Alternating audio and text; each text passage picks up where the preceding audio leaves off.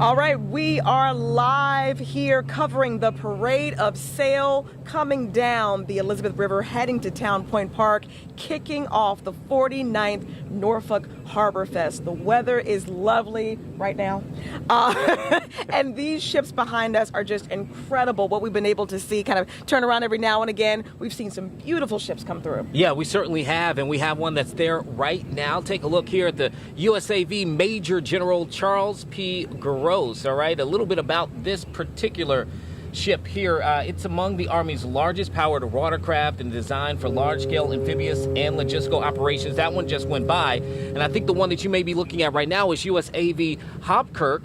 Okay, this one here, the Hopkirk, is a landing craft utility vessel. It's great there too. But you know, we got a really special treat. Yeah. Someone who gets to go out there every single year and have a really good time on a ship, the Kalmar Nickel.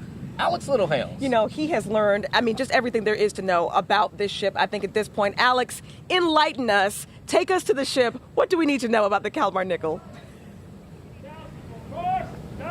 Hey, good afternoon. Yeah, I practically know this ship like the back of my hand. It actually feels kind of wrong to even be wearing a 13 News Now polo. I might as well be wearing one of these baby blue Kalmar Nickel crew shirts because, as you mentioned, I've been here for years. But still, there is just so much to learn about what is, in my opinion, one of, if not the best tall ship at Harborfest, just because of how visually appealing it is. It's the most colorful ship for certain. So let's MTV Cribs style the Kalmar Nickel for a couple minutes. So all the ropes that you see here around me, I have learned, and I always forget, that there is 8 miles of functional rope line throughout this ship.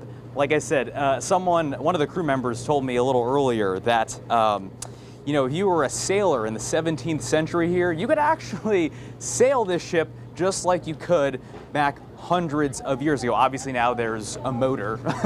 that's pretty much the only difference though, right? In fact, one of those original things about the Kalmar Nickel making it so special, this is a ship so old that they didn't even have steering wheels back in the day. So what you're seeing back here is what's called a whipstaff, which is basically a big, large stick that's steering the entire ship. You know, so this, like you had mentioned, Ashley, earlier, this is Delaware's official tall ship. It was established, it basically helped establish Delaware in the mid-Atlantic. And the fun thing about this is that I have learned that you only need to be 14 years old to volunteer to be a member of the Kalmar Nickel volunteer crew. So if things go horribly wrong for me at 13 News Now over the next couple of months, I think I may have a job lined up for me, because at this point, I know all the crew members. They're practically like family at this point.